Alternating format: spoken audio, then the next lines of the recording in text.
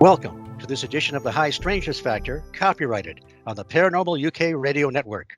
I'm your host, Steve Ward. For those of you that have listened to and supported this show that Andy Mercer and I created almost 3 years ago, I really deeply appreciate all of you. The dream to do something like this started back when our guest, actually today, was beginning her research and her interest in the unknown. That's how long it's been, but not terribly long. Also, for you regular listeners, I'm sure you're aware of, although all ideas and viewpoints are welcome here, and we've had many different types of guests, I have a certain perspective of what might be behind UFOs, cryptids, and some aspects of the paranormal. And many of my ideas have a distinct Keelian viewpoint.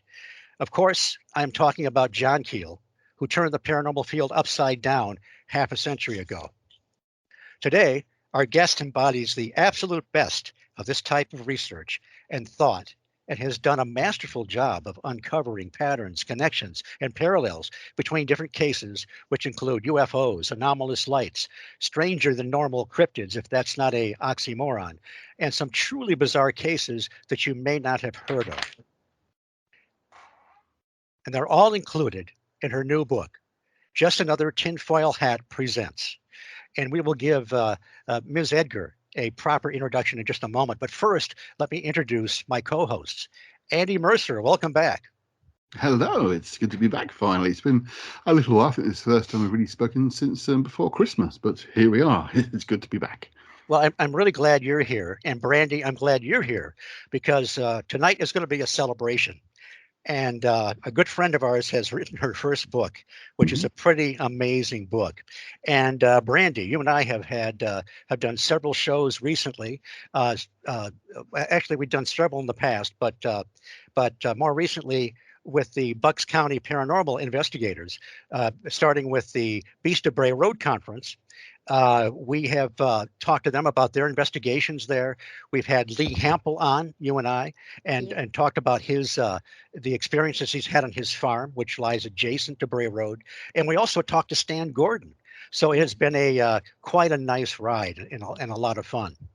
But tonight is going to be really special because, well, you, Brandi, and I, and Zelia. You notice how I hadn't mentioned Zelia's name in the beginning. It's because almost like it was a secret, like a real radio guy. But people that can see the banner right now and they know Zelia Edgar is the guest, so there's no surprise there. But this is going to be really, really fun because all of us, the three of us, came together at the Van Meter Visitor Festival at different times, and this is going to be really special. And Brandi, and Andy, I can't remember the last time that, or the first time that you met Zelia, but anyway, it's just great that that we're all here to celebrate this. So let me do an official introduction here. Inspired by the rich history of weirdness throughout her home state of Wisconsin, Zelia Edgar has had a lifelong interest in the paranormal and has been seriously researching it for over a decade. In that time, her interests have evolved from the conventional to the high strangeness. She currently runs the YouTube channel Just Another Tinfoil Hat and recently released her first book entitled Just Another Tinfoil Hat Presents. She has appeared as a guest on multiple radio shows and podcasts, most notably Somewhere in the Skies, Spaced Out Radio. Soon you're going to hear her on the Paracast, and she's also been on the incredibly wonderful High Strangeness Factor. I had my editors change that just a little bit.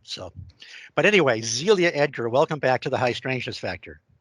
Well, Steve, thank you so much for inviting me on again. This is pretty much my second home by now. I love the High Strangeness Factor. It's always an absolute treat to appear. And Andy and Brandi, super glad to be here with you guys tonight too. Yeah, it's really great exciting.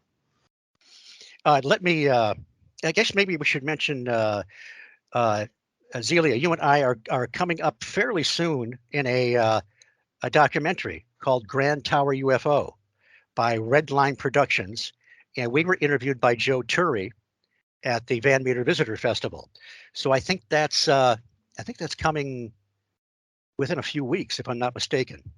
And also Michael Huntington is in it. I will be talking to him on my next show, and so that's something to look forward to. I was just on the Paracast recently. You can check that out.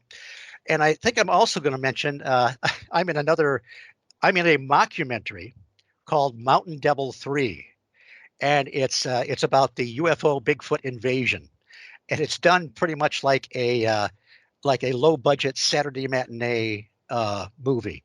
And I have a cameo in it. There's some nice touches in it where you get kind of a retro look. He's used a lot of old footage, and fortunately, I'm not an actor in it.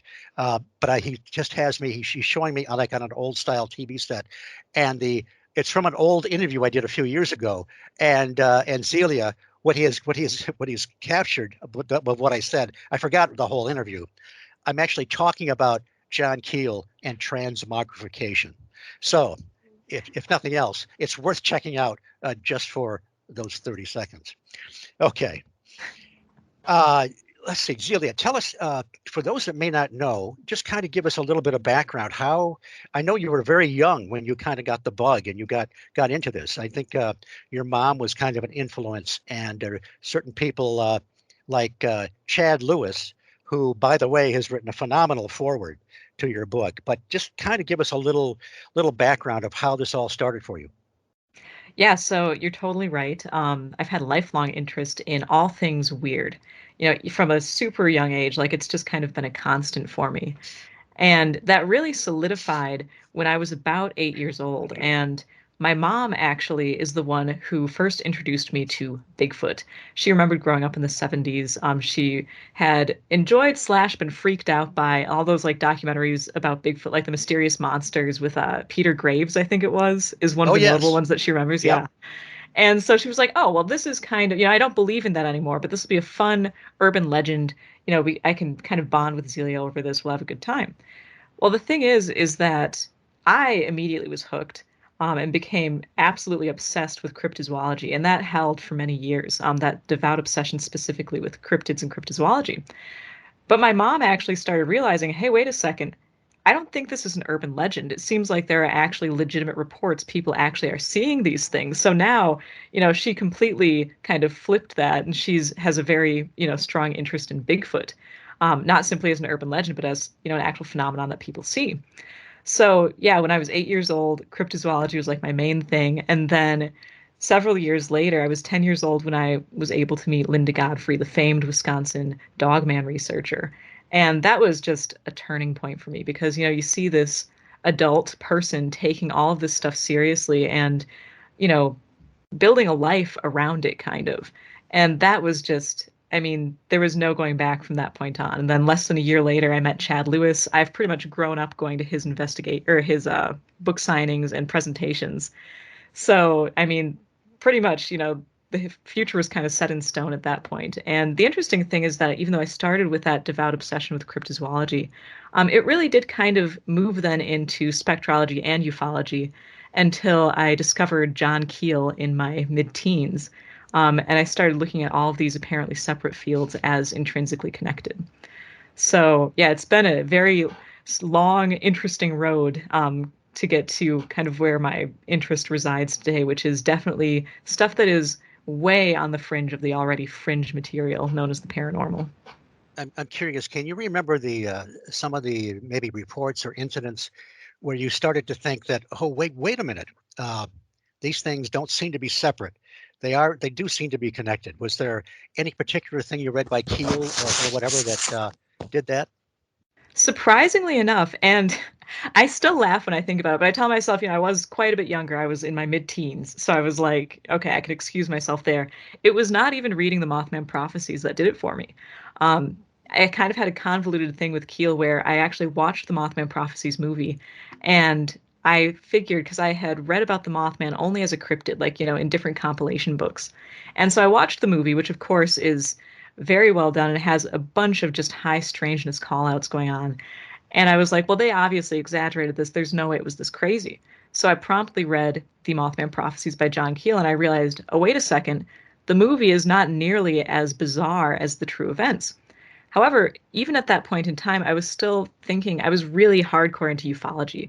actually at that point in time, and ufology in terms of, nuts and bolts saucers and extraterrestrial biological entities. And so I literally was at this point then where I was like, okay, well, obviously the space aliens were interested in whatever the heck the Mothman was. And, there was some other weird stuff going on. When I read Operation Trojan Horse is when it all just kind of fell together, because that, of course, is the book where Keel really finally, in my opinion, puts the nail in the coffin of the strictly extraterrestrial biological entity debate for the UFO phenomenon. So once I read Operation Trojan Horse, there was really no going back from that point. Well, that was, as everybody knows, I've said it 1,000 times, that's the book that has put me into therapy for a while. So, of course, I'm exaggerating, but I just barely recovered from that. And then reading Passport to Magonia by Valet, that was it. That set me on the course. And I, when I was on the Paracast with Gene Steinberg and Tim Swartz, Gene, of course, is one of the old guard. He used to have James Mosley on, Timothy Green Beckley, Alan Greenfield. Alan Greenfield is still with us. And they would talk about the old days, which I kind of knew of through living vicariously through a friend of mine that had some contact with that.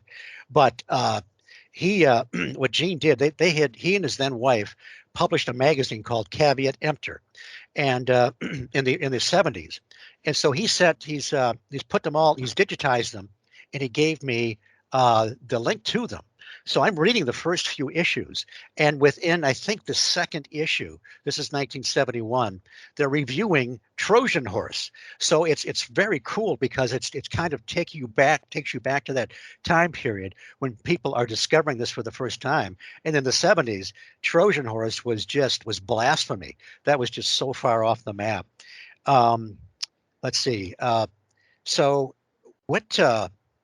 You're kind of a textbook example. I mean, you're an inspiration because you're someone who has set goals and you've taken the risk and you put yourself out there on YouTube videos. What was, I know you did some, I think you did some videos that were not paranormal related earlier, but that seemed to really trigger things for you. What prompted you to start the YouTube channel, and also what was it like putting yourself out there for that first time? I mean, I think I would have been petrified from the way the response can be on cyberspace. But what was going through your mind when all that happened? It was one of those things where, because I'm terrible remembering when I did all this stuff, because when I'm looking at the whole time stream, stuff just goes so fast once it starts going. But I think I started my channel in 2017. Again, not 100% sure on that, but I'm pretty sure. And pretty much it was one of those things where I was like, I love the paranormal, and I just didn't really know where to start with like doing anything with it. Um, as by way of like, kind of discussing my research. Of course, I'd been affiliated with MUFON and stuff like that. But as far as like my personal research, I was like, I don't know what to do. I had attempted, sending articles to different places, and I did get one many years ago in a magazine. I'm not even sure if it's still around. But no, when I started my channel, it was really kind of just like, we'll see where this goes. I have some ideas that I kind of just, I don't know, felt like I wanted to release unto the world. And yeah, that was the thought process behind it. And it is true. It is definitely kind of frightening to just start releasing stuff like that out into cyberspace because, yeah, it's not always a friendly place. I feel super lucky because I've gotten very positive responses for the most part. I say for the most part because there's always, that handful that's definitely not very positive. But no, I feel like I've been super duper lucky to have, I don't know, hit just a group of people that seems responsive to at least, think of this in kind of a weirder way. Because I'll admit, and Steve, I know you've been there too. The way that when you start trying to piece together all the paranormal, like, and going up against how it's been conventionally so separate in these different fields that have nothing to do with one another, there is some resistance there. And so I feel just so lucky that, there are a lot of people who are open to looking at this whole field in a super weird Keelian high strangeness way. I've noticed how you really step out there. I remember introducing you to Brent Rains through Facebook, hoping that you and I would get on his radio show sometime, and we did eventually. Yeah. But But immediately you went to, because he's got an online magazine, and you submitted an article to Alternate Perceptions magazine, which knit caps and coveralls, which became one of your morphed into one of your talks, and even some of that has gone into your book. So it's just you're a very good example of someone that's not sitting on their how can I put this delicately? Not just sitting down, but there. See, I can be delicate. How about that? But yeah, so it's very inspiring. Well, thank you. Jeez. Well, listen, this we haven't even gotten to the book yet. It's really it's just ladies and gentlemen, this is a book about she has, what's it, 23 different cases, I think. Yep. And is it 23? Yeah. Okay. And they are, some of them are conventional, some you've heard before: Flatwoods, the Kelly Hopkinsville Goblins. Some I've never heard of, or if I've read about them in the distant past, I've forgotten about them. But and it's not just a retelling of these things. The interesting thing is Zelia and I have been on kind of the same wavelength about from the time of Trojan horse, really, for both of us, in different eras, I might add. But we have been kind of geared toward, and the same is true for Andy and Brandi, for looking at things, looking at patterns, looking at parallels and connections. And they're just so well done. I was telling Brandi earlier that the book has so much weight to it and so much depth. It's very easy to read. It's very entertaining to read the stories. But then when you go in the added feature of kind of stepping back and looking at the broad spectrum of these things and connecting all these things, like the light phenomena, the faceless entities, and just on and on. It's just absolutely, the riches of this book are phenomenal.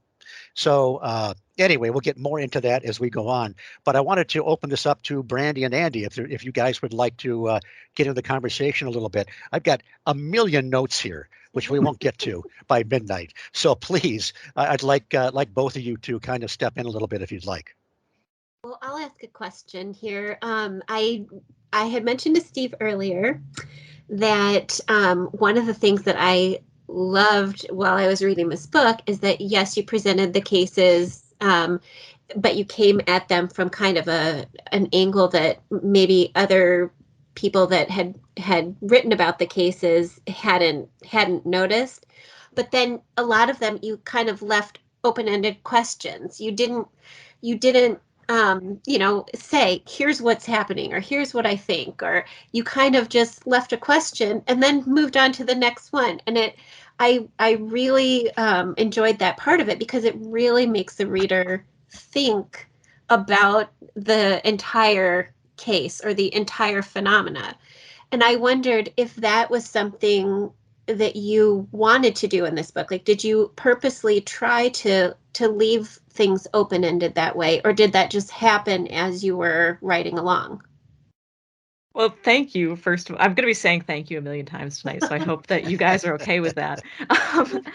But no, thank you for pointing that out, because in a weird way, and whenever I go about almost anything, I don't know, there's like, I make weird like associations to other things I like. And so with the paranormal especially, I have major respect, and this is a total segue, for like Rod Serling and Alfred Hitchcock, and the way that they presented, their stories. And so even though this is a work of nonfiction, in a sense, I kind of tried to keep that almost like, I'm simply there kind of as a narrator. I'm not anything but almost a guide in this information, because I do think that a really important part of the paranormal is our engagement with it.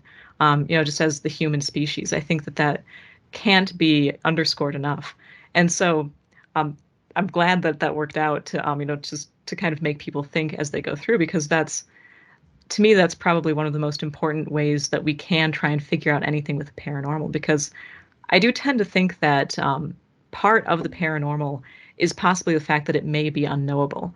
And I cover this a little bit in my book as well, where I don't think that means we should quit looking at it. at all. I think it means absolutely the opposite. We need to keep looking. We need to try and understand it, because I think that at some level it is almost a key to helping us understand ourselves on like a large scale. So yeah, definitely that engagement that you mentioned is absolutely what I was going for. So thank you. Yeah. Excellent job. Well, I'd And- have much more sort of straightforward question for you, Zelia. Which is your favourite case that you cover in your book? Oh my goodness. You thought that was a straightforward question. Well, Probably. So this is a double-edged answer here. And ironically enough, I believe, unless I'm very much mistaken, I'm going to be saying the first and the very last case. So the first case to come to mind is the case of the Nodolf house.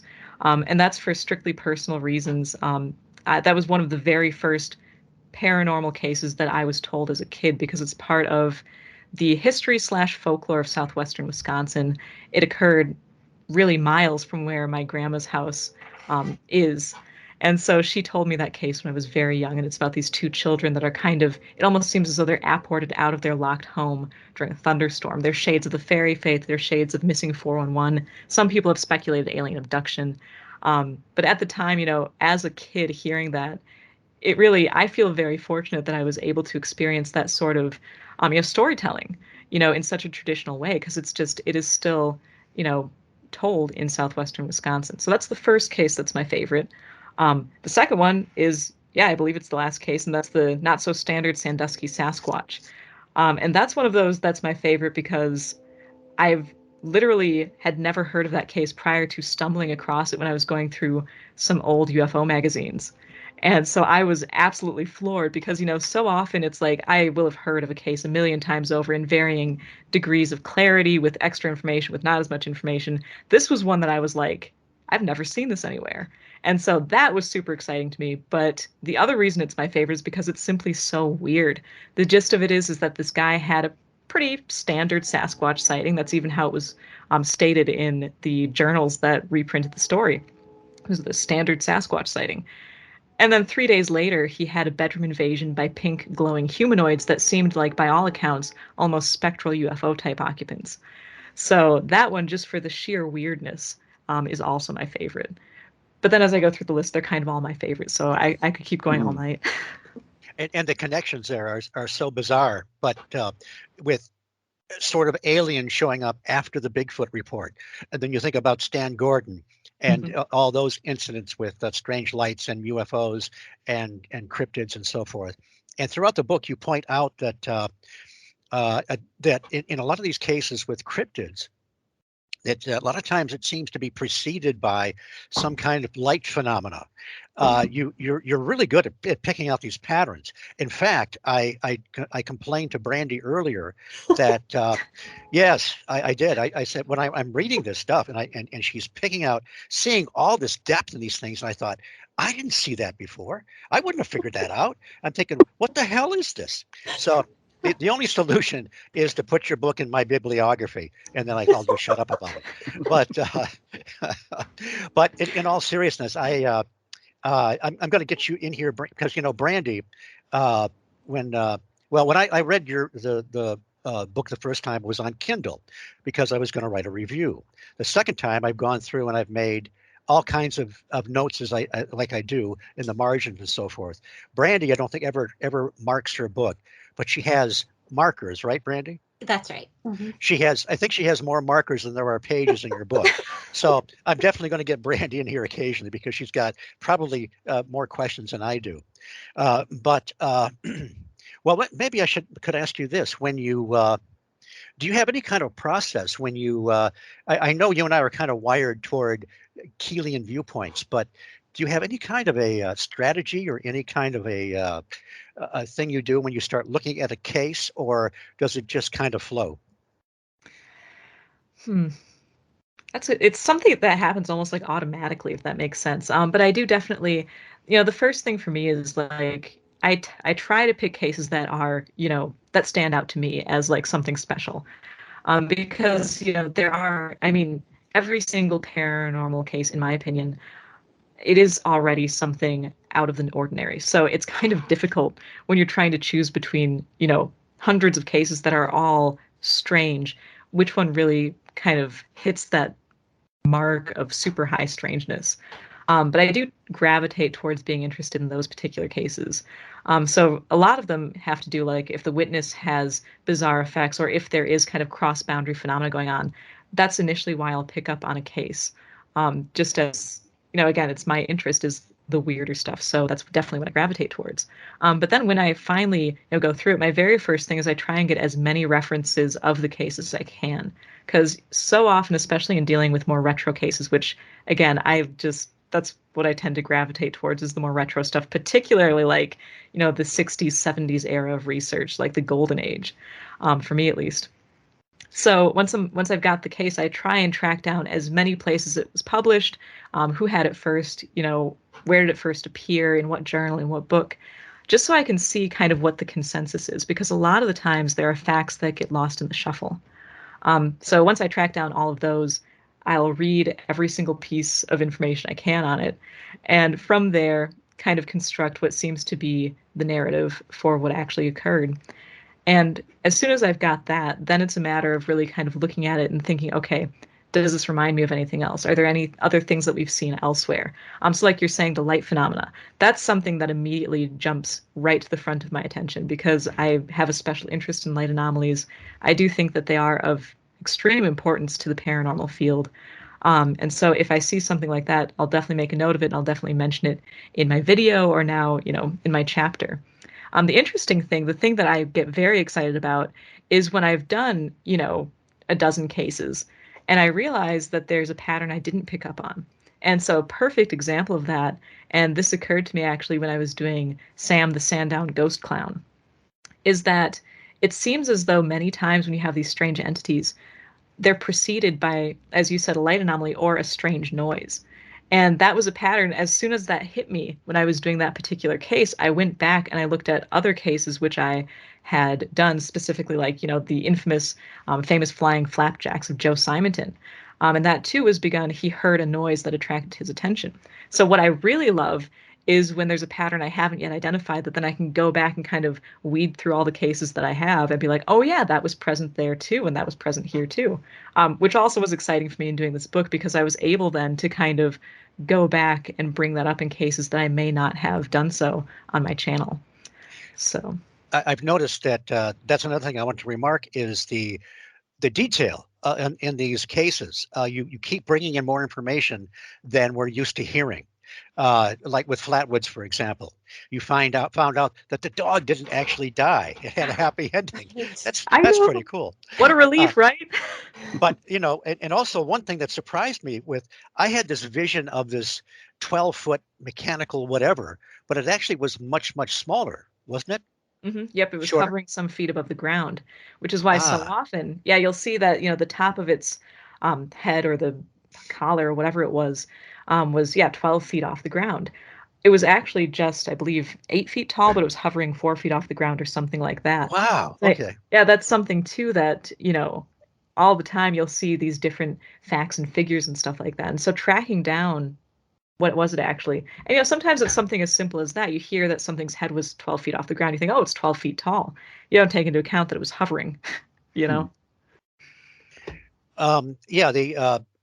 there's so much to the Flatwoods thing. I know Nick Redfern in Monster Files talked about there was a magician out of Britain. He was a stage magician, Jasper Maskelyne, I believe his name was.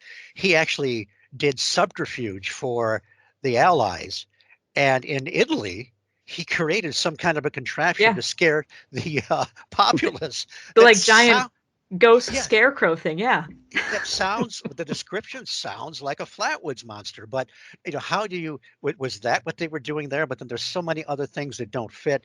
I even know of a case of a Harriet Plumbrook that about 15 years ago was camping near there and saw an apparition that looked exactly like the Flatwoods monster. So I don't know what to make of that.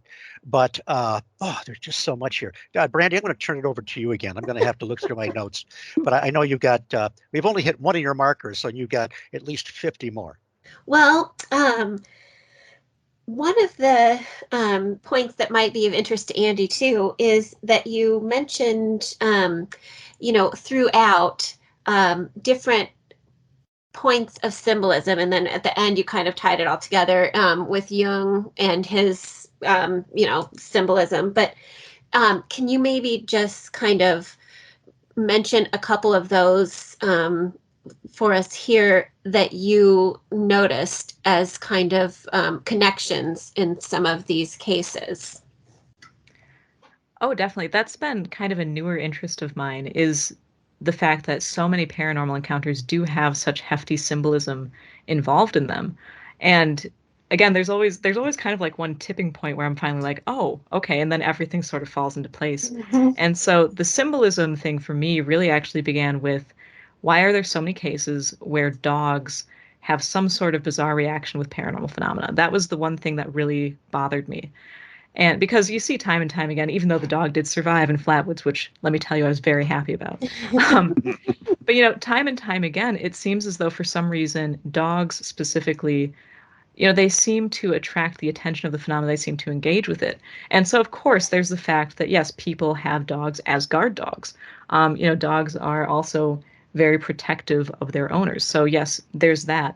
But I wondered too, just because it does seem as though the phenomenon also is attracted to dogs, such as the Trasco case, where the little space leprechaun said that it didn't want no trouble, it just wanted the man's dog. Right.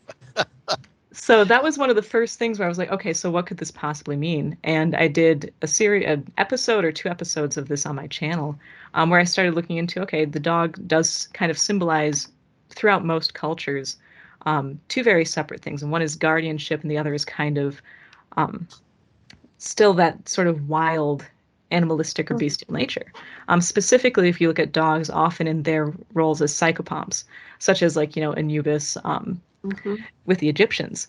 And the other interesting thing is that very often, too, they're also associated in mythology with waterways. So, such as, the Fenris wolf, out of its mouth flows the river that divides worlds. And you see this quite often. So, if you look at this kind of universal symbolism of the dog as, if you sum it up particularly with death as both protector and desecrator of the tomb, you have this weird kind of duality, which you see often throughout paranormal phenomena. And so, yeah, that was one of those. And I do realize too, like there's a lot of back and forth. And I think that's another important aspect of the paranormal, is that often, as soon as you nail down almost one thing going one way, you also nail down the other thing going the other way.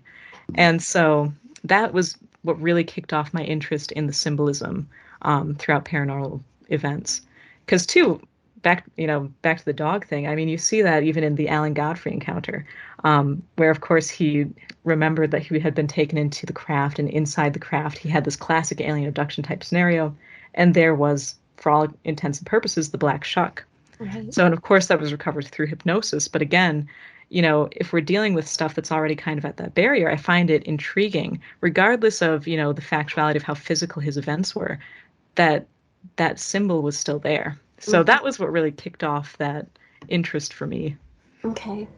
And you brought up other symbols such as the crossroads and the bridges, which were, those are kind of like you called them archetypal symbols that everyone kind of understands in some form or another. And doorways. Right. Yes. Mm-hmm. Yeah, and it's these like even recently too, I was intrigued by how often the hand seems to be of importance in paranormal phenomena. Or people see disembodied hands in relation to ghost phenomena, even cryptids, and even UFO encounters. And so I started looking into that. And again, we have yet another very old, very human, universal symbol in something that's supposed to be unrelated to us for all intents and purposes. And I think that all of these things kind of point to the evidence that there is a tie between paranormal events and, the human subconscious mind. Absolutely. Brandi, I'm going to let you go ahead if you'd like. Okay. Well, on that note, then, you mentioned I think it was Keel that said that maybe some of these things, these occurrences, stem from our own mind as if we might be causing them. Um, and you gave an example of where he thought of an entity that was covering its neck with clothing because it might have had gills. And then the next thing you know, somebody was reporting an entity to him that they had seen that had gills on their neck. But I wondered if these things are coming somehow from our own subconsciousness, then what about the people that experience things that never thought of this before or have no, conception that anything like what they witnessed could ever even take place? That's the question that I am like, that's yes, yes. Yes, same here. No, yeah, I that's could probably throw an answer in for that one, actually. We're Okay. really talking about the collective Go for it, yeah. unconscious. Just very briefly, everybody knows I'm a Jungian psychotherapist, or psychotherapists use Jungian techniques. And one thing we talk about a lot is the collective unconscious, that certain symbolism and ideas connect deep within that are beyond our personal awareness and at a deeper level. So you get this kind of uniformity of experiences from people who have no connection with each other, but also have no history with each other and no obvious cultural connection, but yet can experience a very similar phenomenon and see it in a certain way because it's reaching much deeper. And I think the point that's often made about this stuff coming from the subconscious, it's not individual personal subconscious we're talking about, it's the collective unconscious, the deeper level, the interconnectivity that exists in symbolic form. I mean, it's never directly connected into the personal unconscious, it's always symbolic. So you get things like you mentioned, the hand, the black dog, the large black beast. These are all kind of archetypal imagery that exist within human psyche as a collective, not just as individuals. So I think that kind of, for me, covers that sort of area. It's kind of how I tend to view all sort of paranormal phenomenon now, has been as aspects of that collectivity. That's not to say it doesn't exist beyond us, because that's not what I'm saying at all, but as I often say the same thing about the idea of these things have amorphous form, often starting as lights or noises. Something else I've noticed that Zelia has, a lot of these more interesting cases start off as a light source or a sound, and then more becomes from that. So it's almost like it uses our understanding, our experiences, our ideas to create what we are now seeing. The source is external to us, but the form it comes to us is reached from within us as a collective subconscious mind, world mind, if you like. So I don't know if that makes any sense at all, but there you go. Yes, Well, no. it is the paradox between some of this does seem like we're dealing with physical entities from elsewhere, but much of it, as Zelia demonstrates in her book, and Keel and Valet have, seems like it's sort of a joint effort between something within us and something outside of us. But you're about to say something, Zelia? No, that is what Andy said is exactly kind of where I am currently. It seems like most of these are sourced in that, collective unconscious and those more universal, very old, very human symbols. The thing that I find interesting is that then again, too, you have like the Keel case where it was obvious that his particular thought process was used. And so the intriguing thing for me is that I feel like, you do have maybe particular individuals such as Keel able to almost imprint their thought process on whatever this is. But no, yeah, that's what Andy said is exactly kind of where I'm at with because there are so many of these cases that fall so neatly into that, again, kind of more universal symbolic or archetypal experience. So yes. There's a couple things that I look for to what determines a great writer. They have great catchphrases and they invent their own terms. I give you lost in transmogrification. That'll be the title of your next book. I forget exactly where you used it, but that's awesome. But Thank you. Also flopped projections. And if you'd like to talk about that a little bit, because throughout the book you talk about how some of these entities are kind of misshapen. They're kind of lopsided. You had the teardrop ear with the flight suit entity. You had I think maybe some of the frog creatures were a little bit misshapen. Sometimes they don't make any noise. They're kind of translucent, and then maybe later on they do make noise or leave footprints. There's all these inconsistencies there. And you also, along with that, you ask the question, do these things manifest because we're there?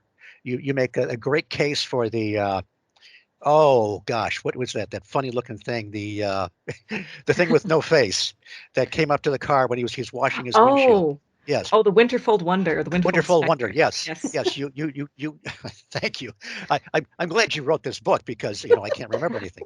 I actually read it twice, Oh, but we asked the question, could this thing have manifested 10 feet down the road? But I know there's so much in my question, but you deal with the entities that aren't quite right. There's things about them, and that almost goes back to the ancient idea of the manifestations of the devil. There was Yes. always something not quite right about them. But if you could expound on your flopped projections, I would love to hear it. sure thing. So, yeah, that particular concept of flopped projections kind of occurred to me when I was looking into the Enfield horror, which of course was this freaky three-legged, pink-eyed thing that terrorized a small town in Illinois in 1973. And the thing that just bothered me, and again, this is coming from someone who was literally obsessed with cryptozoology, as in undiscovered physical animals, for the better part of her childhood. And so something that always stood out to me from way back then was that if there's one, there has to be a population. And of course, that's the argument used against, any of these sightings. People just write them off saying, well, you couldn't have seen this insane, gigantic Bigfoot or whatever because, there's not enough room to support the population. That's a whole nother debate. But in the case of a strange three-legged creature, it warranted a closer look because, okay, there's nothing else really like this that we can correlate it to be like, okay, it was, some bizarre offshoot. Where did it go? Where did it end up?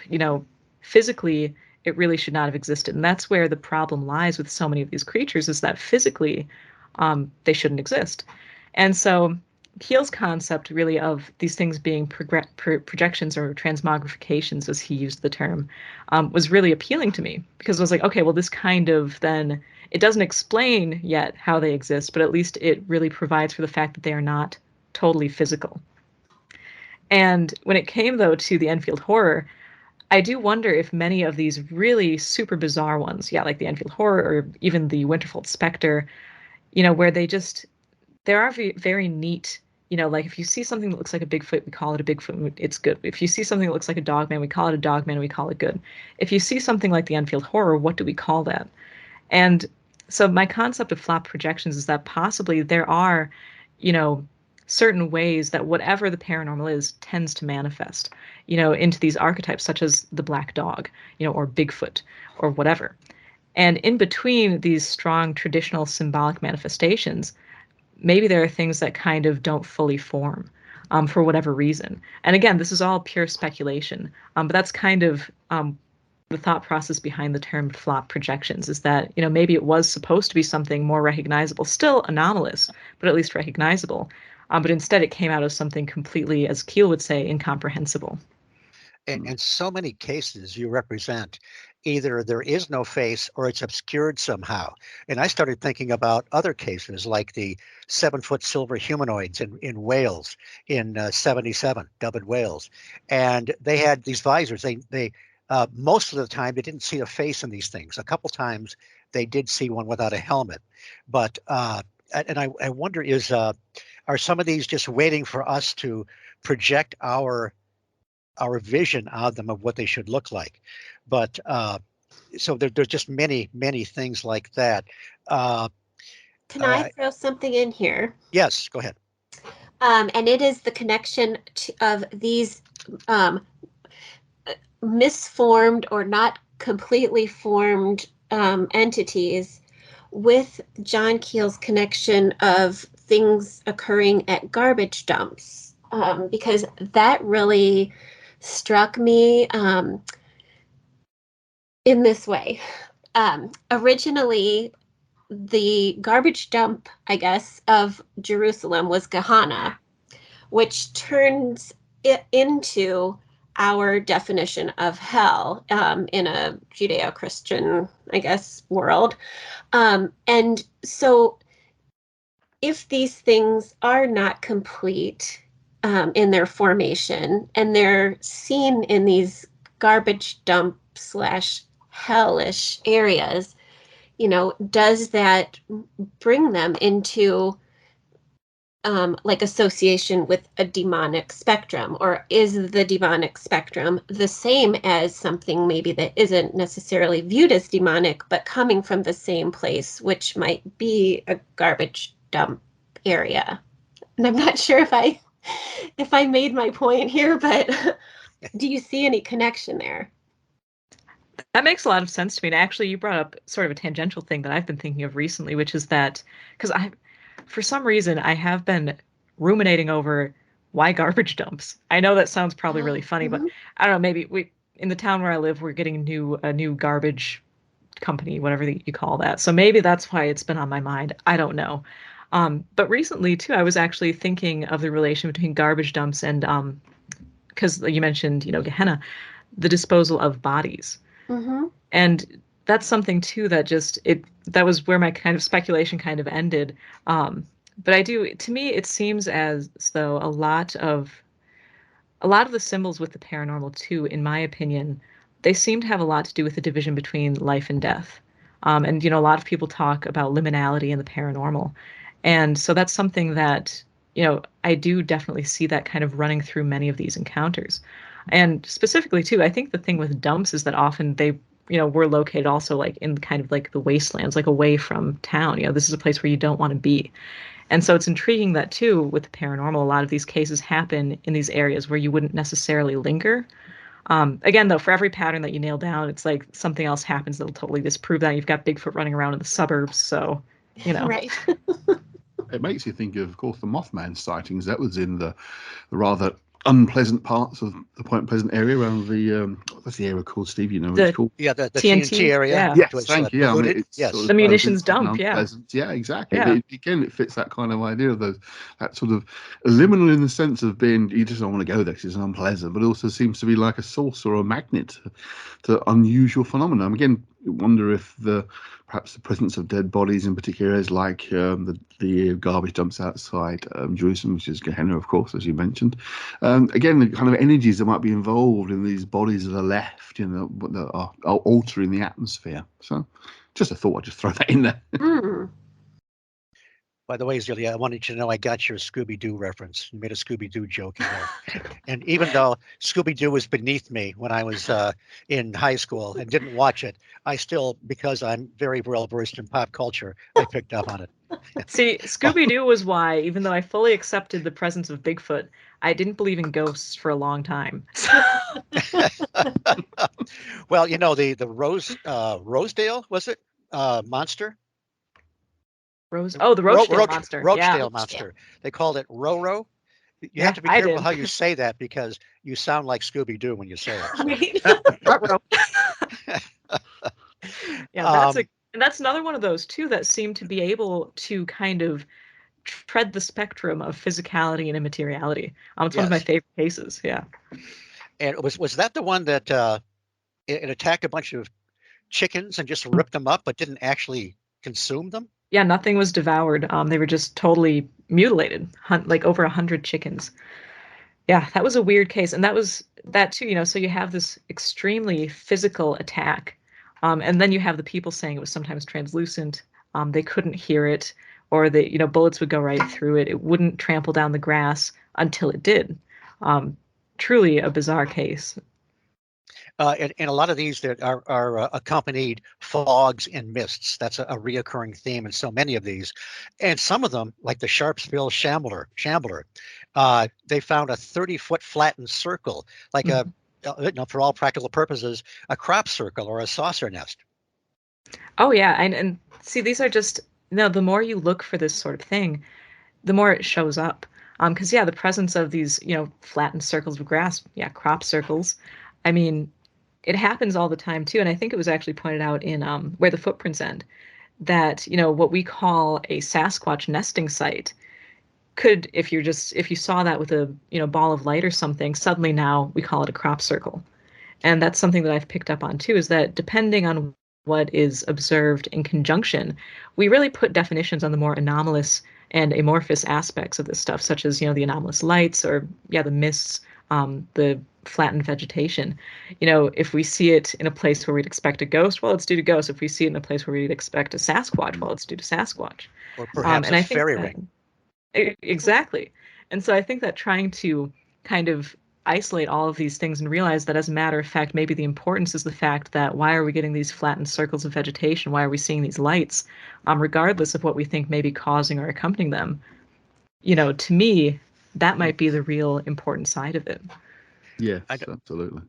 I know you had one case where they were experiencing all kinds of bizarre light phenomena in the house. I remember years ago reading a two-part article in UFO Report chronicling all kinds of strange effects of light in conjunction with abductions and so forth. And Brandi and I saw at the Lee Hamples farm off Bray Road, his trap cameras would catch like beams of light shooting down and sometimes just stopping or Mhm. refracting in the middle of nowhere. And so, there's something really going on there. It's not just a matter of, I mean, a camera isn't going to snap and stop light, Yeah. in midstream. So, but there was that one case where much of what they experienced was just really, really bizarre light phenomena, which Yeah. I can't recall. The Off the top walking of my tree head. stumps of Oh, Pioneer Mountain. Yeah. I love that case. And that was another one too that I found the briefest mention of it in John Keel's The Complete Guide to Mysterious Beings. And, it was mentioned in a few other, kind of compilation books. And I found a much longer version of the story actually throughout the newspapers and some saucer magazines. And it's truly insane because, for all intents and purposes, it was as though the family was experiencing poltergeist phenomena. It's just that it was happening at a time where there was a UFO flap in the area. And of course, the weirdest angle of the case, the walking tree stumps, it seems like none of the investigators were really interested in. So, and I want to add that even though Zelia can make up great catchphrases and come up with new terms, she's also very capable of puns. Let me quote from the book on page 84, referring to the tree stumps, which had apparently decided to make like a tree and leaf. I wrote in the margin groan right there, but anyway. thank you, thank you. And My puns pleasure. are the highest form of humor, aren't they? They are. And you are listening to the High Strangeness Factor, copyrighted on the Paranormal UK Radio Network. I am Steve Ward. My co-hosts today are Andy and Brandi, and we are talking to Zelia Edgar about her new book, Just Another Tinfoil Hat Presents. Um, let's just segue for a minute. It's the I think Disgruntled Dystopian Publications that did the illustration for your cover, Yes. And and you had some input, right? yes, he approached me and he was like, hey, I'm going to be designing the cover. So is there anything you don't want? And what are you looking for? And I was like, I don't know what I don't want, but I told him that really what I was looking for was something kind of retro and almost comic book. And needless to say, I am so beyond pleased. The cover, I love it so much because too, not only does it capture, exactly like, I mean, it looks like the Riddler took over a movie theater, except if the Riddler was like too super obsessed with cryptozoology. I don't know. It's fantastic. But not only does it capture that comic book, very Gotham sort of vibe that I wanted, it also has references to UFOs, Bigfoot, Mothman, that conglomerate of the different fields of research that is so important to me. So yeah, And, I'm so thrilled. and tell us about the interior illustrations. So I am also just so pleased with I have 5 illustrations for, 5 of the different cases. And those were actually done by my sister Chloe. And she is an artist and she really did a fantastic job with these. And it's especially special to me because I've got 2 younger sisters and Lily not really into this sort of stuff. But when Chloe was a kid, if we ever had to like, if we were waiting in the car or whatever, she would actually ask me to tell her, some of these weird stories. And so the Enfield horror was a particular favorite of hers, and that illustration that she did absolutely captures the spirit of that bizarre little guy so well. So yeah, I'm so happy with how they turned out. Not just because I'm her sister. No, they're really good, and they're obviously two-dimensional drawings, but they have a certain fluidity to them. I mean, kind of movement. And the thing is that the Enfield horror illustration, the Enfield horror being a three-legged beastie with arms coming out of its chest. I mean, there have been some great caricatures of this and renditions of this creature, usually very comical. But the way she drew this thing, you look at it and you think it could be real. I mean, she drew it like a real animal. She captures, like, even though, yeah, in each one the objects are at rest, but like, she captures that sense of movement and life so well. I'm so happy with them. And especially like the Sandusky Sasquatch too, which has the row of 5 alien heads in the background. I just the way that she captured, like, because Bigfoot too is another one where it's like it's so easy to make it look, just like some sort, like almost like a King Kong type gorilla. And she captured the kind of creepier, almost more mythic look that, I particularly like. So yeah, very pleased. Yeah, very nicely done. One of my favorite stories was the about the Loveland Frogmen, and there was more. You had more information than I was familiar with. Of course, Ray Shockley, I think in the '70s, and one of his partners saw these like frogmen near the Miami River in Ohio. But the one that really captured my interest was the one in 1955, where these tell us about that one. And they seem to be holding some kind of device. Yes. Well, again, the Loveland Frogman is one of those that I had grown up just thinking it was a cryptid. And of course, I was more familiar with the 1970s sighting of, yes, the frogman that then people claimed was just a sick iguana, that then they claimed was actually not just a sick iguana. I was way more familiar with that frog leg of the, case. Oh, But anyways. But then come to find out, I had to bring up the puns, didn't I? Go ahead. Yeah, I did. I see. I'm going to punish you all now. So. Oh, it's working. It's working. Okay, I'll stop. But what I was not as familiar with was that there was actually a rash of sightings in 1955. Again, in Loveland, Ohio. And the weirdest one was the Honeycutt encounter, where there was a guy who was a short order cook, and he was going home in the dead middle of the night. I believe it was around 3 a.m, when he said that he thought he saw 3 crazy guys praying by the side of the road. Well, newsflash, they weren't actually 3 crazy guys praying. What he actually was seeing were these 3 bizarre short entities. And these are some of my favorite, like, of the weirdest entities ever, because he said that not only were they asymmetrical, on one side of their bodies was like markedly larger than the other side, but that they were bald, and in place of hair, they had what he described as like corrugated hair texture, like when a baby doll has that plasticky hair texture. And so he actually pulled over to get a look at these things. And strangely enough, and you get this time and time again too, he said that the entire encounter, he wasn't scared at all. He was totally fine. He just wanted to get a good look at them. And so there were 3 of them standing there along the roadside. He got the impression, another thing that comes up all the time, people saying, well, I got the impression that, and then they go into some very detailed concept that, how the heck would you be getting this information? But anyway, he had the idea that they were communicating with something in the woods. And the front being was holding this rod or chain, which he said was emitting these blue-white sparks. And it was holding it over its head, and then at one point it actually dropped it and appeared to almost tie it around its ankles. So very, very strange encounter. And there were several other encounters there at the time, accompanied by, UFO sightings. But yeah, that particular one of the weird shining chain, actually, Valet refers to it as the Loveland Gnomon because of, they were wearing these bizarre, almost like tunic style type pants, and correlated, to more classic encounters with gnomes. But yeah, that's truly one of those really weird ones. Because the strangest thing too is that as he pulled away, he actually said that the only reason he left was because he wanted someone else to share in this weird encounter. That's when he became terrified. And so that's another angle that you see so often where it's like the witness is in this bizarre, almost suspended state of calmness throughout the encounter. And then as soon as they leave the area, they realize, oh, I should probably be scared. Yeah. Like they're mesmerized at the time until something happens to kind of wake them up out of it. Yeah, especially leaving the area or leaving the presence of the beings, or if the being leaves the presence of the witness. Whenever it seems that, almost the extensive contact is broken, whatever that effect is seems to dissipate. And weren't there lights that either preceded this or were in the same area at the time? Strange lights seen in the sky? Yep, yeah. Around the same time, there were, several UFO sightings of strange light anomalies in the sky. Two, there are other weird cases. One occurred in the neighborhood of Loveland Heights, and this was a fantastic case where actually two different families, or couples, I should say, experienced something. One of them said that they woke up in the night because their dog was going berserk. And again, we have the dog reacting first to something strange.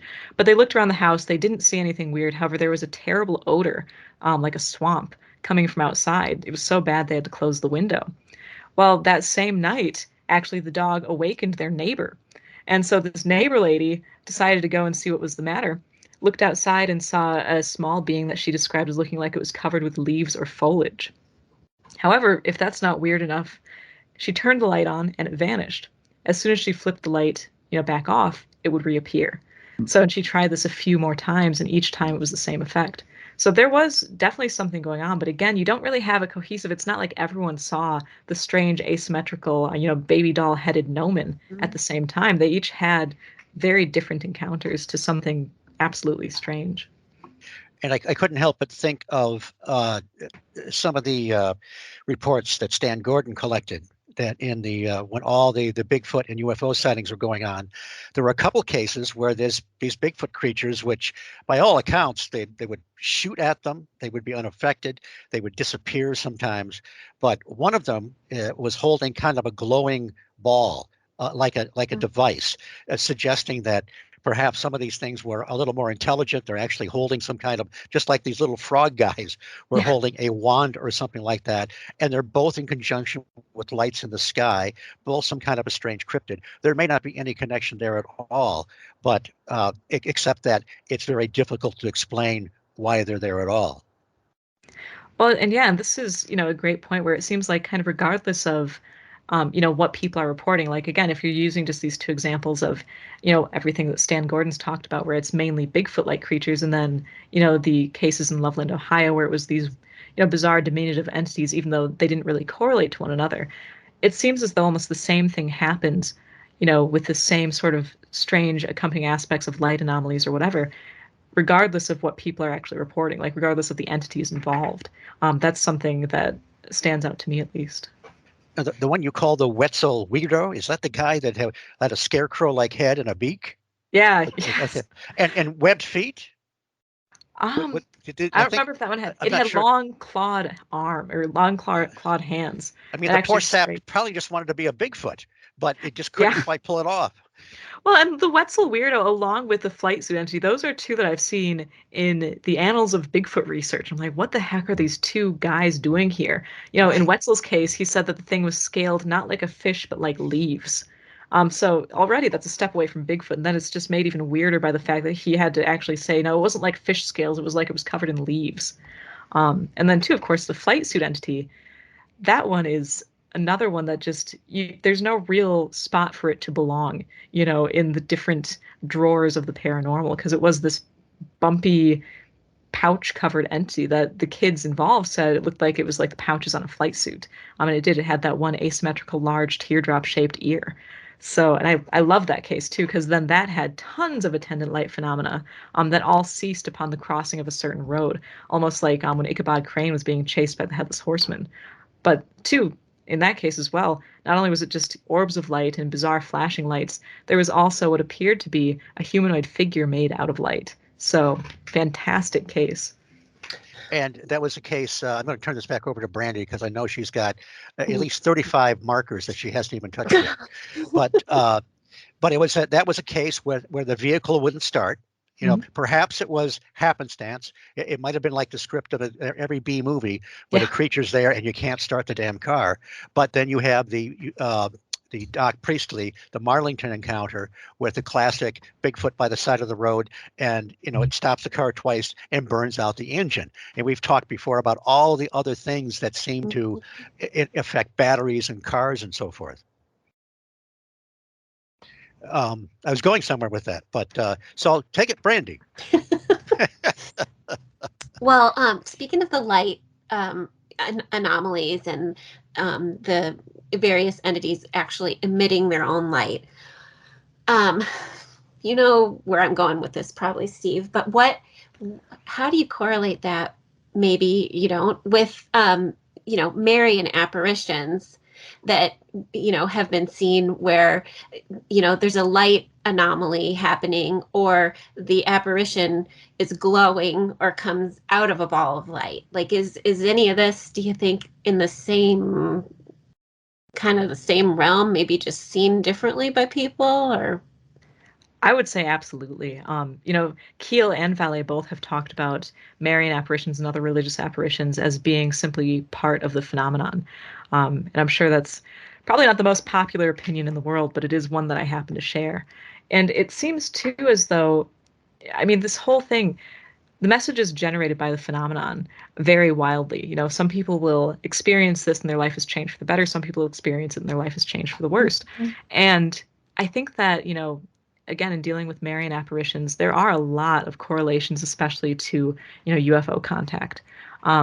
Because there's tons of cases of UFO contact where a very similar message of, like, the world has to repent, faith and goodwill, promises of things getting better. I think it is all definitely part of the same whatever this is, and I think that, it's interesting because I feel like Keel took a very cynical view of it by the end of it. And I can't blame him. He experienced a lot of stuff that seemed to lead directly to tragedy, especially with the events of Point Pleasant, regardless of how connected the Silver Bridge was to the Mothman. That's hotly debated. You can tell that Keel really thought that, chasing the phenomena, you'd end up just kind of chasing your tail. And so it seems as though he took a very cynical view of the messages. On the flip side, Patrick Harper in Demonic Reality seems to take a very positive view of the messages, saying that it's almost for the psychological or spiritual evolution of mankind. And myself, I always tend to split the difference. So I think that the phenomenon itself is, of course, we'd all love it if it was positive, if it was something good, but I think that I'm not sure if we can really put those sort of labels on it. That maybe in whatever sense we can understand it is neutral and it generates both positive and negative responses. Well, there are many cases of healings. People have close encounters that they look more in an angelic sense. Speaking of Marian apparitions, I know there was one classic one in the 1800s, I think, in France. Two sheep herders encounter in the gully. They see this glowing object that could be an egg-shaped craft, perhaps. The door opens or parts, and there's a woman inside who's crying, and it turns out it's Mary, upset about the world conditions.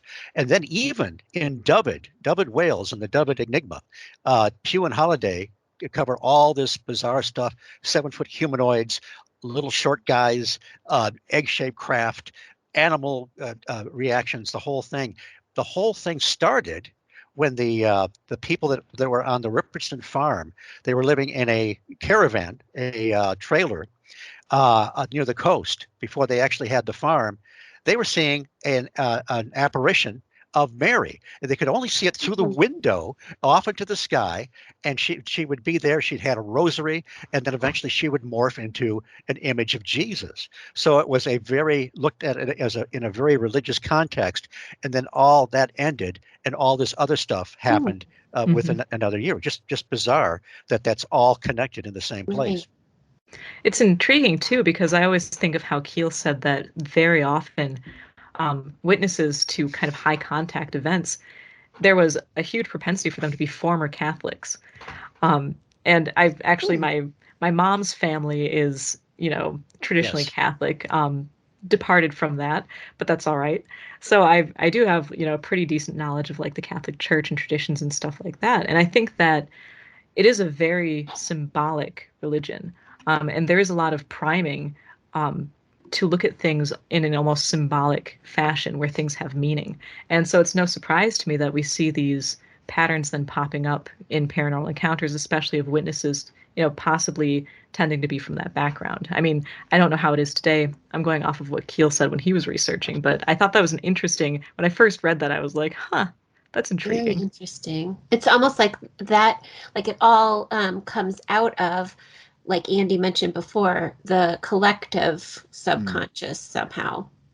I was going to say, actually, that's what I was thinking as we were talking here. It comes into that idea again of the amorphousness of these things, that you might get from them what you're looking for, be that a positive or a negative thing. You know, if you're afraid, then you get something fearful. If you're looking for hope and inspiration, you might see, say, if you are religious, a Virgin Mary or something along those lines, something that fits. I mean, I know I've mentioned this one many times before, and I bore myself to keep talking about the same thing, but I remember in seeing the televised version of Ray Bradbury's Martian Chronicles, there's a scene in that stuck with me for decades.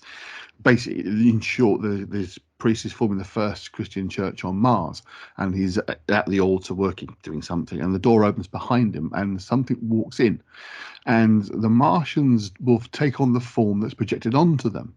And basically, the priest looked back and saw Jesus standing there. And essentially, the aliens basically said, "You're seeing me in this form because it's the form you're forcing me to go into." And I thought that really hit me when I saw it. I mean, it was on decades ago. Probably getting DVD, I expect. It's well worth watching for that scene alone. But it really struck me. I thought, Bradbury, you're really onto something here. And then I sort of looked more deeper into this kind of stuff. So I might have said before, you know, I came from this with the idea of what Keane and Valley talk about before I'd even read their stuff. And when I started reading their stuff, I thought, blimey, this is it. This is what I've been thinking as well. So, you know, that idea that, again, if they're just purely amorphous, have no identity of their own, but other than what we give them, drawn from our subconscious, it kind of explains the weird and wonderful things we see. It's almost like grabbing a mismatch of different ideas kind of conglomerated together to create these very strange phenomena that we see, you know. And also, it always strikes you that there are so many different descriptions of these things, be them aliens, ghosts, monsters, you know, demons, whatever. The vast array of descriptions. It's like there's got to be something going on here that is not of their own identity, because there's too many different types. I just always struck by that. And again, the way these same kinds of phenomena are described over the centuries. I mean, I'm working on a book at the moment. It's a long-term project. To take me God knows how long to write it, but it's looking at Victorian folklore books, which I've got a massive collection of. I wrote a book a few years back which collects all spells and charms from these Victorian folklore books, but there's also lots of very, very strange encounters that people have, first-hand experiences that the folklorists have collected. And again, I was struck by then, the kind of things they describe as happening in one way then, in Victorian times, we would describe probably differently now, i.e. abductions. For abductions in those days were taken underground, going back to talking about before. Entities taking things into deep caves under the earth, whereas now it's into spaceships, into outer space. So it's been pulled away from the land, if you like, one direction or the other. And it's almost like there's no descriptions in those books of what you might call classic UFO sightings, but lots of these underground creatures or strange things emerging from the earth. So it's like the form and appearance changes over time because of our understandings changing over time. And to me, that kind of just made a lot of sense. The intriguing. Go ahead. Go ahead. No, the intriguing thing, because I've noticed that too, Andy, about how, you know, it was mainly predominantly like under the earth or even under the sea sometimes, in a lot of the older myths and legends, and now we've pushed it effectively into the sky. And the intriguing thing now is that it's almost as though space, you know, to quote cowboys, ain't even big enough for the both of us. We're starting to push these things into different dimensions. Because, of course, too, I'm very interested in the non-extraterrestrial explanations for UFO encounters and UFO occupant encounters. However, I don't believe the answer can simply be chalked up as interdimensional. This is a huge can of worms, but going back to the big disclosure thing that wasn't earlier this year, I see that narrative kind of being discussed, and I think that there's a danger there in cementing it, especially if we are dealing with something amorphous that doesn't really, you know, we can't identify it because it's simply unidentifiable.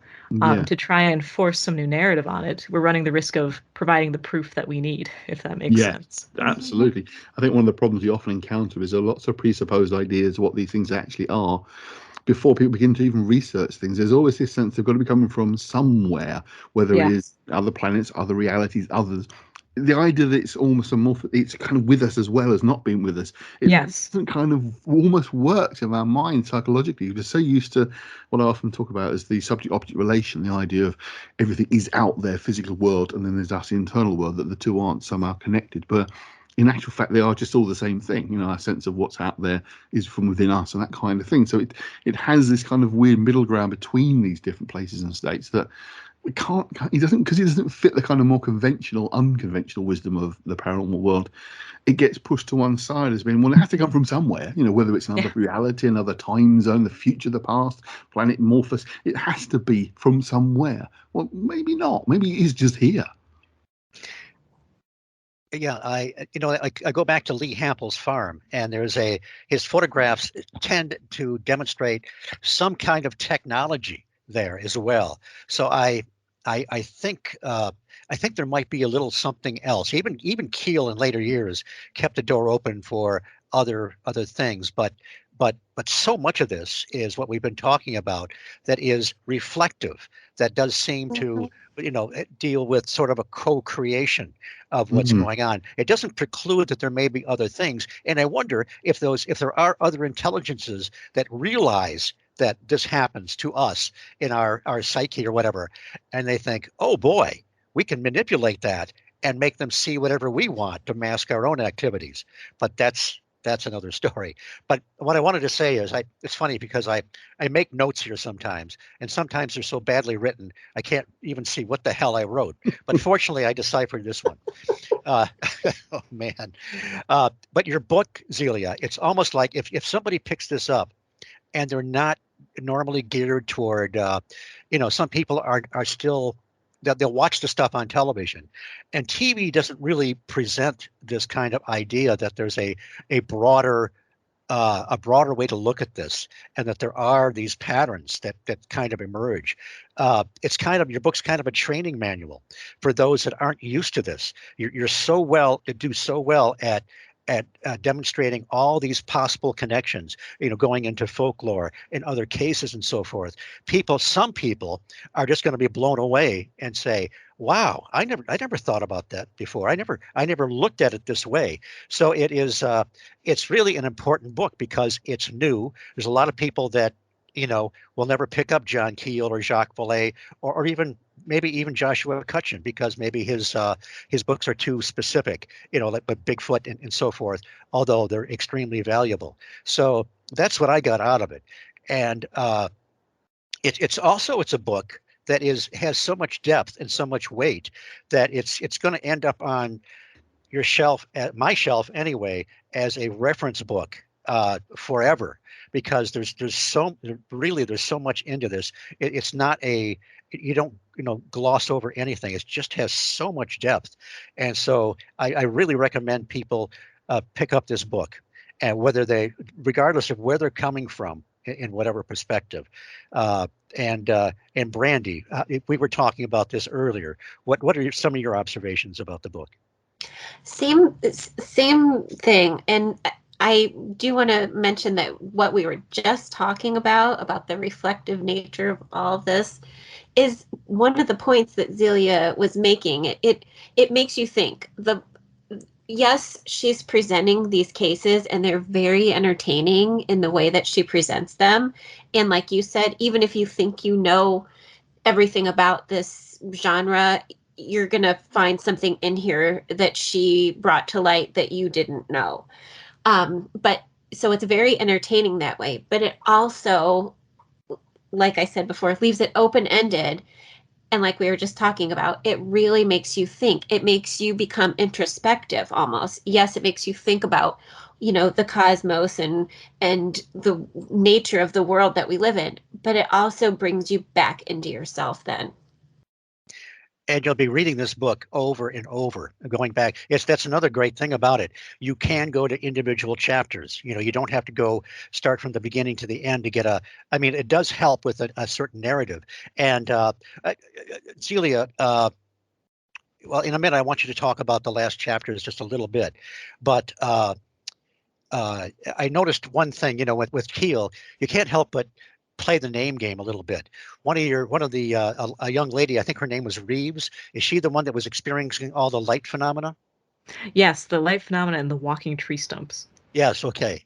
Well, there's a lot of Reeves that have had UFO encounters. I can't remember them all, but there was a John Reeves in Brookline or Brooklyn, Florida, that encountered some kind of a strange looking, in quotes, spaceman.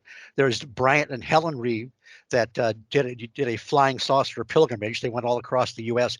I mean, there's certain names that aren't terribly common, like Smith and Jones, that keep popping up.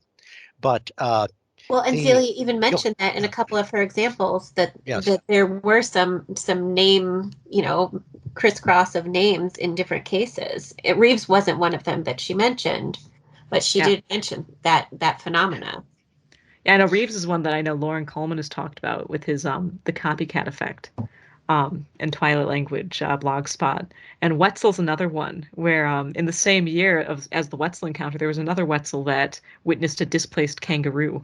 And how common is that name? Right. I know it. And we had the ones we don't mean no harm. We just want your dog. Yeah. You're not taking my dog, buddy. There was another dog napping attempt in the same day. Yep. And one of those, the name of the almost victim was the same name as the town. He was in Everett. Yeah. Everettsville. Yes. Everett Clark. So John Trasco lived in Everettstown, New Jersey. And of course, that was the infamous space leprechaun. And the odd thing is that, I think it was about 6 hours earlier on the same exact day, a young man by the name of Everett Clark in Dante, Tennessee, said that some spacemen that looked like just normal people but appeared to be speaking German, like from the movies, came out of a very similar egg-shaped craft and were chasing his dog Frisky. And again, they didn't succeed in catching it, which is the failure to do simple things like that. I mean, if we're dealing with, again, the common narrative is that we are dealing with these entities that are so advanced in us that they can just take whoever they want to take, perform crazy procedures, and then be off in their, Model 2.50 spaceship. They couldn't even capture a dog. and even if you imagine, you almost want to imagine it's the same group. So what do they do? The little leprechaun guys put on their German suits and try and kidnap another dog? I mean, what? It's baffling. It's almost like the failure. Sorry to how their failure to like morph into the correct proportional entity is almost. They needed to take 2 pills, but they only took 1 German pill. Yeah. And they just didn't. It only lasted half the day. It's an interesting thought, actually. I just want to put this to you guys. I wonder if that kind of explains something about to do with things like abduction cases, because people often want to talk about these high-tech spaceships, so these aliens are taking them into these weird lights and doing these things of equipment and technology. And then you have the stories like you're talking about now, could he even catch a dog? It's like the human psyche needs the idea of these aliens having these high technology and fantastic craft because they abducted us. It's like they have to be superior and have all these powers. Yeah. The idea that somebody that couldn't catch a dog is now abducting humans, that's uncomfortable. You still I'm not quite sure I can get my point across. There's something there, and speaking as a psychotherapist, there's something in the human psyche about that idea. It has to be this advanced technology to have captured me, if you like. It would be like seeing your heart surgeon drop his sandwich. Yes, exactly. Yes. I mean, effectively. Yes, it'll lose all confidence with you. Absolutely. Yeah. That's the kind of thing I mean. Yeah. Oh, that's a very good point. I mean, and I think too that, it is so confounding because, because the abduction narrative, of course, is a very popular one and it has been for quite some time now. And the interesting thing is that running congruent to this narrative of this super race that is taking us for malevolent or benevolent reasons, because no one can get that straight either, then you still have all of these ridiculous, very theatrical displays going on at the same exact time, like you just said. It's just, that's the intriguing thing is that, I do tend to think that the phenomena is all connected somehow. And even I think that abductions, and I know this is a very difficult kind of area to tread because people have very strong beliefs about it. I think that they are not, again, strictly material. It has a lot more to do, with a symbolic experience or even a dreamlike experience. And that is not trying to, degrade the truth of the experience, just the factuality of it. Yes, I mean, it is definitely a controversial area. I'm very much of the opinion that the vast majority of abduction stories are to do with hypnagogic dreaming and sleep paralysis. As a therapist, I've studied in great detail. I mean, I've had clients who've had the same kind of experience. But I do think it is the idea of, put it quite simply, in the 1800s, you're abducted and taken underground. Now you're taken into space. You know, Yeah. there's some change of direction going on here because again, Yeah. it's the narrative and genre. But I do think that it is. I mean, don't go too deep into this, but the whole concept of how the brain works with things like sleep patterns and how our sleep forms and what happens to the brain and the mind and the body during sleep is very complex. People often have the idea as you fall asleep and you wake up again, but so many of these abduction stories happen in the middle of the night. They wake up, the aliens are there, or they're taken out through the window in the middle of the night, you know, and they're in bed. Is also the idea that's your most vulnerable time is like asleep because you can't protect yourself because you're asleep. So it kind of fits into that as well. The abductions rarely tend to be in the middle of the afternoon walking down the town to go shopping. You know, it tends to be those kind of things. Well, people have experiences, of course, those kind of going down the shops in the middle of the afternoon, but the strong abduction case stories tend to be around that idea of middle of the night when, you know, you're vulnerable, you don't feel you can protect yourself. They kind of fit together. So yeah, there's definitely a non-physical aspect to them. I'm not saying they don't exist as real phenomena because I don't know. My own personal view is probably not, but I don't know. I'm not going to claim that. But it is this whole kind of what's really going on. Is it just something that's physically happening, or is our minds playing a big part in it as well? And even the sort of outer space gambit, if you want to call it that, it started out with known planets, Mars, Venus, and then it, you know, when we got to know more about the planets, it moved further off into other galaxies, other dimensions, or nonsensical places like the galaxy of Ganymede. Of course, Ganymede is a moon of Jupiter. So yeah, it's always a little bit further out there Yes. than we can grasp, and that's sort of like the I don't know, is that maybe the trickster creeping in a little bit, or that element that makes these things so elusive. Yeah. Well, Brandi, you got another tab there? I sure. We'll probably be wrapping it up pretty soon, but Okay. but I could just keep going for, you know. Yeah. Well, speaking of the you know, being there or not there, I mean, we did talk about the chickens that were ripped to shreds. That was actual physical evidence of something having been there, whether the something was physical itself or not. What about this witness who turned on and off the lights, and they were not there when the lights were on, but they were there when the lights were off? And how does that fit with our fear of the dark, like Andy was just talking about, or you know, like sleeping with the lights on? Like, how does that all kind of work together? Can I throw in something on a psychological level that would probably help with this? It is true. Often these things are experienced in the dark or low light and seem to be more threatening in the dark. We are predators. Fundamentally, we are predators. We seek animals down to eat. I mean, whether you're vegetarian now, whatever. But, you know, historically, we've always been predators. And predators' primary function, or primary sense, I should say, is sight. That's the most important thing. If you take out our most important sense, sight, then you're relying on weaker senses, smell, sound, etc., hearing, then we become vulnerable. We are vulnerable to attack from other animals and obviously in more recent times other tribes, etc. So not being able to see because it's dark or low light and not be able to determine what we're looking at plays a huge part in this. This is why, you know, ghosts are mainly seen at night in the dark. You know, I'm absolutely certain. I mean, my first ghost experience was in the full daylight of sunny summer's afternoon. But majority of people, when they talk about ghostly experiences, all talk about the night, the dark, you know, because we lose that. The most important sense that we have is weakened or goes completely if it's completely pitch black. And we're reliant on senses we don't usually rely on so much. So there's always that sense of vulnerability, this fear of something being there. And perhaps some of these entities, phenomena, are tricksters, as Steve mentioned, that almost take advantage of that. So they appear mainly at night because we feel more vulnerable. We're kind of caught up in the experience, but a bit more than would be on a sunny summer's afternoon.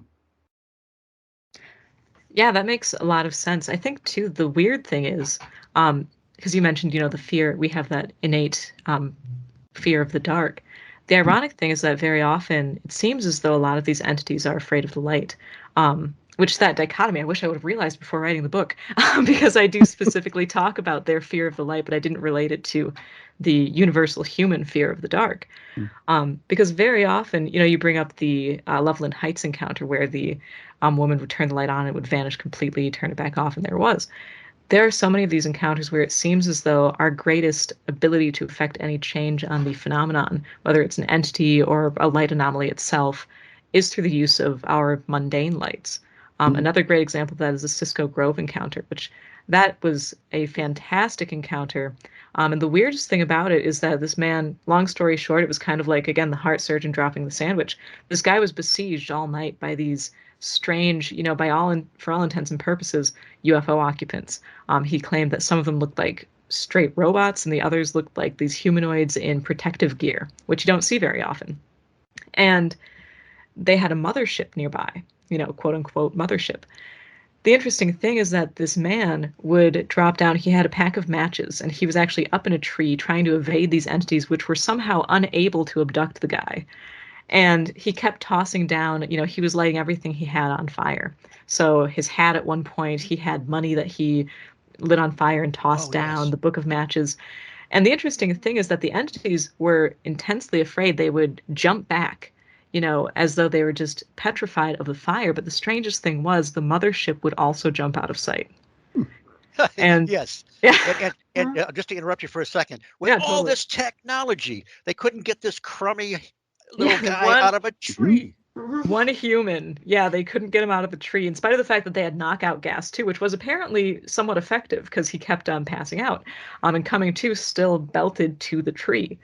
But yeah, no, so very often too, because then of course, that occurred to me because so many Bigfoot encounters, people say that Bigfoot is, you can kind of scare it away with fire or with a flashlight or whatever. It's interesting though, because again, you'll see that belief also with ghosts, like you just said, or of course, with demons. People always say to bring light or light a candle or something like that.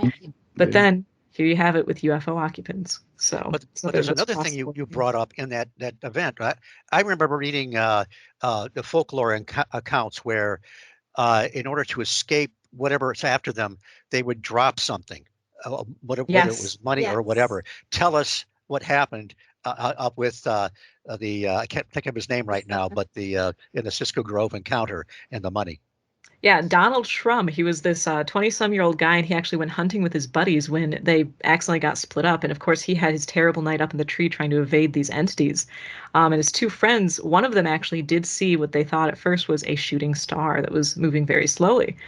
But no, so Shrum was tossing down everything he had at them. After he was out of matches, he actually even had a bow and arrow, and he managed to shoot the robot once or twice, I believe. And so he was just desperate. He threw down his canteen. They picked it up and they tossed it back down. They weren't interested in that. He eventually tossed down all of the loose change he had in his pockets. And the intriguing thing is that he never recovered any of his coins. The entities in question actually took that with them. And of course, the UFO investigators at the time said it was because they wanted to study them. As to why they wanted to study the coins instead of the canteen that had his DNA on it, I don't know. But to me, of course, that immediately reminded me, like Steve said, of all the folkloric accounts where you have to toss down, particularly with vampires and even witches. If you toss down grains, they're compelled to count the grains. And moving a step further, too, the tradition of grave goods, such as Karen Zabel, where you place money or some other goods with the dead to ensure their safe passage. Mm-hmm.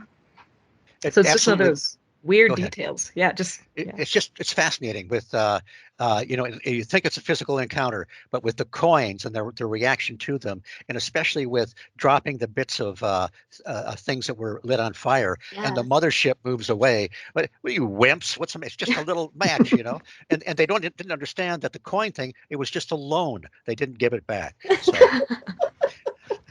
But it is when you start to think about it. And I remember reading this case without all the detail because Shrum didn't come forward for a long time, but it was out there. It was investigated probably by APRO. I think that's where I first read it, from the Lorenzens. And it was a case that goes way back. And I remember how bizarre it was, where the robot-like things come up, open their jaws, I used to have a toy robot like that with the, they had the cord. You could make missiles shoot out of it. It didn't have any noxious gas, fortunately, but the gas, I mean, the whole thing, it's like a nightmare. And it's got to be true. I mean, who would make up a story like that? Yeah, and I mean, too, the interesting thing is that regarding the strange noxious gas or mist, I mean, we even see that with the Van Meter visitor. Yes. With a Yes. totally different, the And the antediluvian beast. Yeah. Oh, And you get the time Yeah. loss, the time Right. distortion, and the light on Yeah. its horn or whatever. Yeah, And it's the all, noise. Didn't it yeah. emit like a train whistle noise too? It's just it would be nice if it was just a kind of a offshoot of a pterodactyl, but it carries with it this other this high strangeness, this other baggage that that connects it again to, uh, I don't see how anybody can't see some of this. I can't see how people can just look at things in a linear way anymore. I mean, they won't if they read your book, Zelia. And by the way, Brandi, Zelia, and I will be speaking at the Beast of Bray Road Conference at the end of April. And Brandi, you're talking about mounds and their connection to the paranormal. Is that right? That's correct. And Zelia, do you have a topic yet, or are you still working on it? It's, yes, but no, but also yes. I think it's going to be on weird stuff. I can tell you that much, but I think I'm going to be doing UFOs and the cryptid connection, Okay. something along those lines.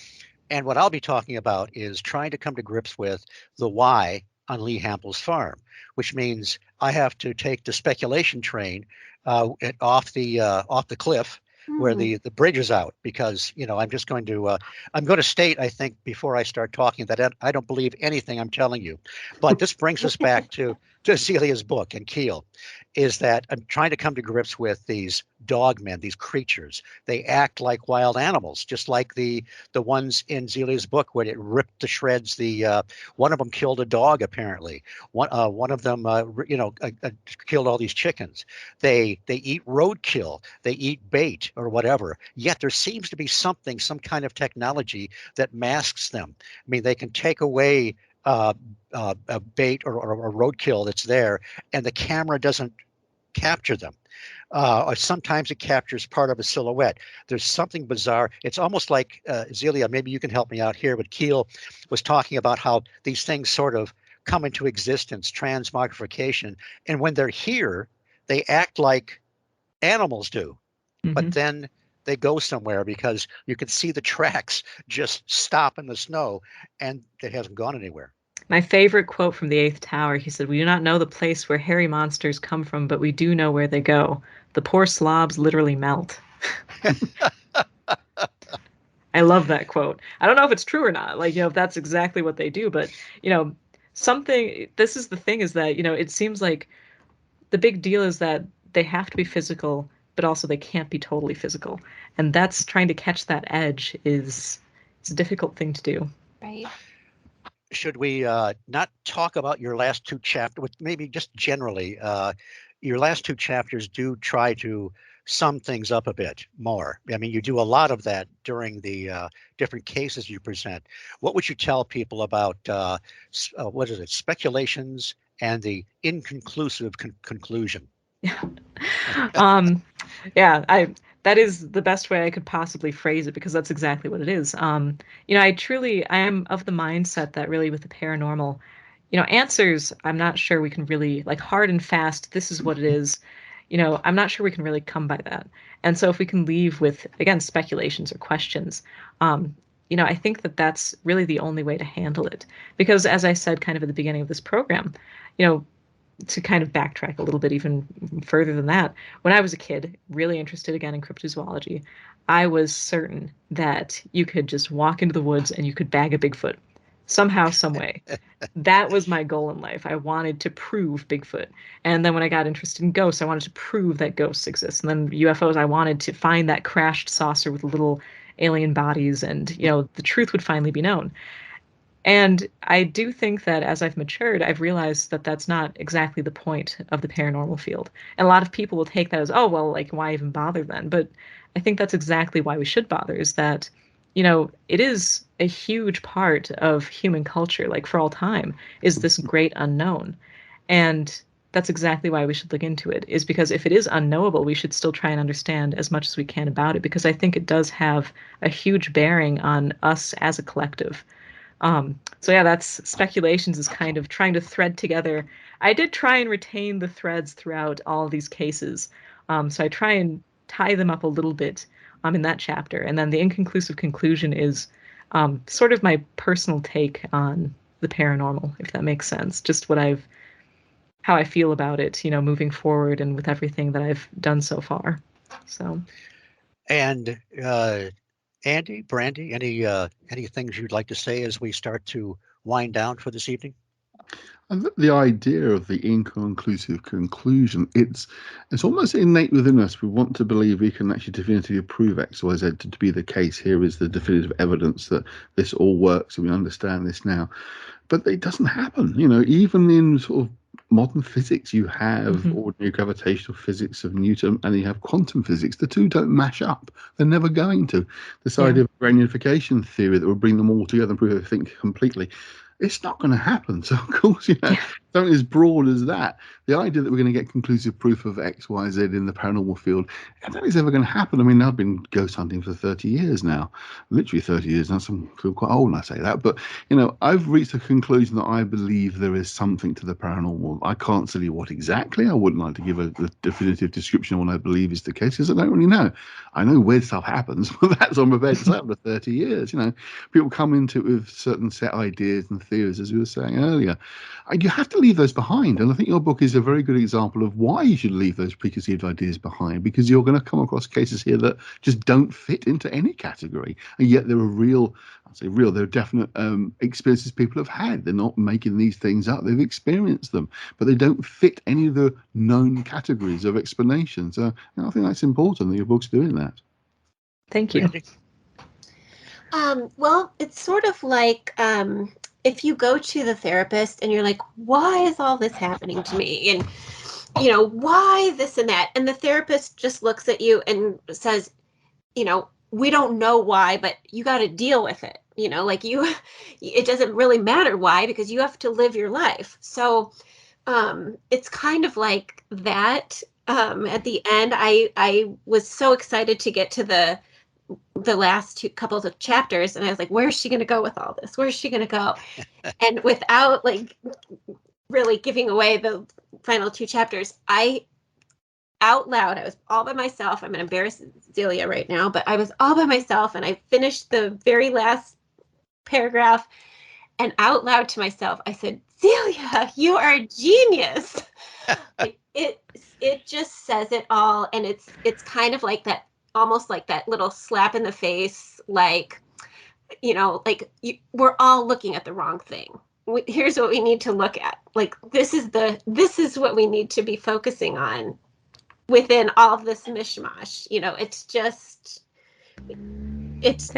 It's just a different take, and it's just a great take. Thank you.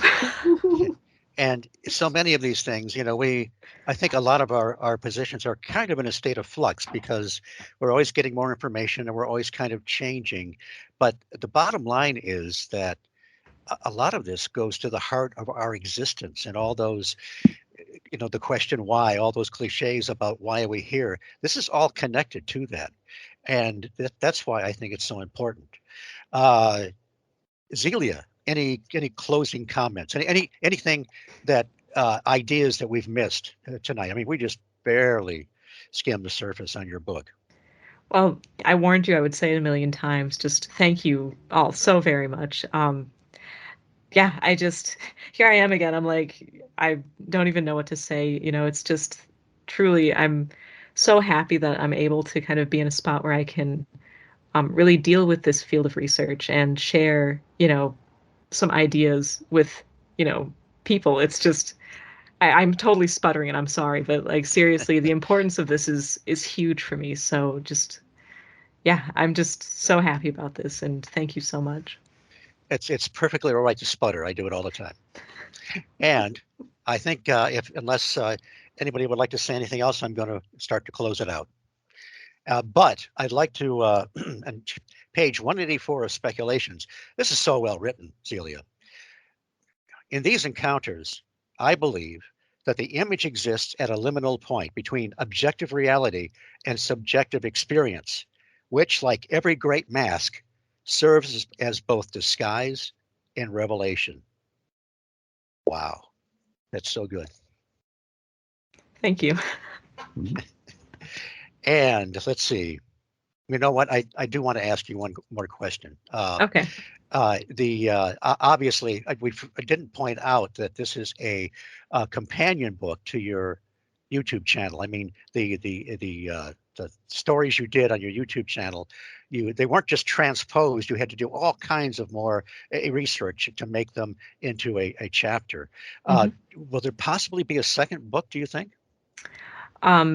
Yes. I mean, nothing is set in stone, you know, Okay. but I mean, to quote Plan 9, look to the future, it's where we all live, right? So I'm definitely planning on, as I keep doing my YouTube channel, which is still going strong, as I move forward, I'm actually going to try and gather together the cases that I do into another volume, you know, Excellent. as time goes on. So, And I imagine I see you with a notebook full of ideas for your subsequent books for the future. oh yes, I mean, because too, you know, in addition to this, I also have, I mean, I've got plans, man. You know, I would love to do some other books on, you know, a specific, you know, angle and just really research the heck out of that. So yeah, expect more from me in the future. So Well, I expect to have a whole array of your books sandwiched between John Keel and Jacques Vallée. They are that good. that is high praise. Thank you. Honestly, if John Keel read your book, he would be very impressed. And it really is as good as anything that he has written. And now with that, okay, go ahead. I'm sorry, go ahead. I was just gonna say that is very high praise. So well, last thank you of the night. it's very accurate, and I think we'll all agree. The High Strangeness Factor is copyrighted on the Paranormal UK Radio Network and was created by Steve Ward and Andy Mercer. I want to thank our fearless leaders, Irene Ellen Block and Mark Johnson, here at the network. I also want to thank Andy Mercer, who does double duty as regular co-host and producer for the show. Also, Brian Zeller, who composed the music for The High Strangeness Factor. I can also be heard on Mac Maloney's Military X-Files Weekly as a correspondent, where you will hear me do a report from the fringe every week. I have a Facebook page called The Phantom Menagerie, and watch for me and Zelia and Grand Tower UFO, a documentary that should be out soon. And again, Zelia, Brandi, and I will be speaking at the Beast of Bray Road conference at the end of April. And I am Steve Ward, your humble host here on the High Strangeness Factor, a displaced Yank on the Paranormal UK Radio Network. Thank you for listening. I will see you all again in a fortnight. Take care.